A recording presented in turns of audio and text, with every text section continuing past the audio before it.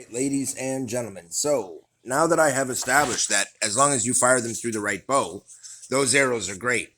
I've established that I'm not going to be firing any of these guys through it. They're too heavy.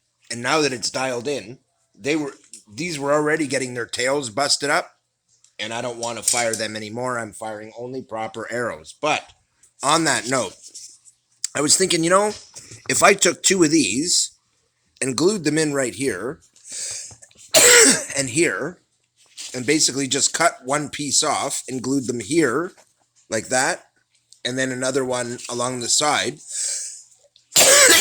I could basically set them up so that all three of them would angle arrows into the same hole. So I'm going to set that up, glue everything in place. I'll be right back. Hold on. This is awesome. And if I'd have got this idea sooner, in fact, I remember thinking about it and I just didn't get to it, and I've lost the other piece. I think I threw it out, but I will look through my stuff and see if I can find it. If I can, I'm going to do this to the other side as well, because it seems to work out perfect, but I'm going to have to trim this edge off to make it as tight as possible, then trim this one as tight as possible, and this one, and then tuck them in so that they all angle into that slot. Once I do that, though, it'll make it a little harder for me to find the arrows when they're at my back, but they also have these two indents, which will be visible and will allow me to add slots for additional arrows. Believe it or not, they'll still fit, but it'll keep them separated and keep them tight. And I like that. They won't be banging around against each other, especially now that I actually have a decent set of arrows. I actually don't want to bang up these arrows. The three I bought today are actually quite good. And since I only have 4 arrows anyway, this setup will do me fine. Give me a second and I'll show you what I'm going to do to it.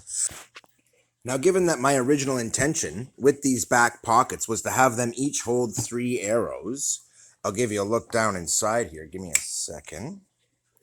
And when you do, you see that there are baskets in place in each spot.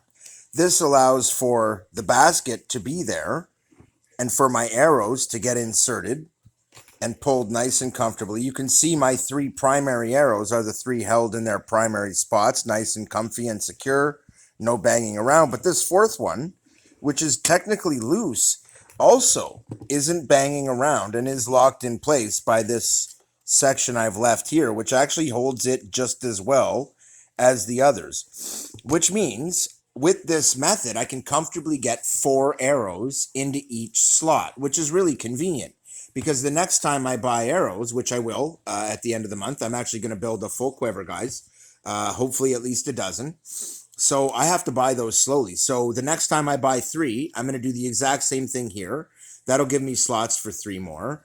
The next set will go here and allow me to slot in my arrows in a ring configuration all in the front, which will be really nice to grab them. It'll be really nice. It'll also leave me open space in between, and between the foam on all these, lock them into place nice and tight. I really like this layout, guys. This is going to be the final video for my DIY quiver, unless and until I install electronics. I wanted to lay out the ideas for that because it's really easy to do, and you can do it. I've actually showed enough on my other channel that you could absolutely do that. I teach soldering, all that stuff, guys. Go check out my other channels. You see there's a ton of useful ideas like this. But now with the separations and everything built and held in place, this is pretty much how I intended it to be in the first place, guys. And it works really, really well. These hold in place nice and securely. They're not banging around. It also gives them separation for the nocks so that even if you are in a situation where you're, not shaving the nocks down, and I won't until they become a problem, and I'll show you when they do. That being said, that's it for this video, guys. This is just a quick 5-minute update. Now, I did want to add one more thing, and I'm about to show this. So this is the next step. Now, I weighed this, and this is a really nice weight. I was saying that I really feel like I should have just put 0.5 gram of weight onto these instead of the 2.1 grams I put. And I felt like with the 2 Band-Aids right around that 0.5 gram, they were perfect. We'll check the weight out on that, 0.473. And it's a much softer material. It's plastic. And so what I'm going to do is I've cut off some of the impact foam here that I had to shave off to make this all fit. So what I'm going to do is I'm going to take bits of this impact foam, shove them inside the plastic tips. They also don't look like they're incredibly unaerodynamic like the other ones. These will fly better. And I'm going to add those to the tips on one arrow only at first. So the next video will show me testing that. So hold on and I'll show you what that looks like. I'm just going to take some of this foam, stuff it in here, put the glue in, and then put the tip on and do my best to make it perfectly straight. Hold on, I'll be right back.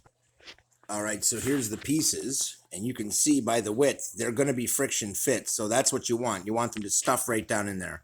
Okay, so I'm just going to set this up and hold on, and I'll be right back. For the record here, I've taken a little tool, this guy on the right, and I've jammed it right down in there as far as I can so that it's as perfectly level as possible with what looks like a little hole in the middle. Now, I'm going to put some CA glue in the hole, stuff the shaft in the hole. I'll be right back. All right, so I've got this to the point where it feels pretty good, where I roll it in my hand and it's nice and stable and looks even all the way around. Now I just got to hold that. So in the next video, I will show you the testing, and we'll go from there. And this should be a lot better. We've got just about a ½ gram weight that I predicted would be absolutely perfect. I have unmodified fletchings, and we will see, because this still has a mild weight imbalance. Now, as you can see, there's still some cushioning here. When I release this, it actually does press out. I'm just going to hold it until the glue is dry, and I'll show you the results in the next video, guys. Keith out.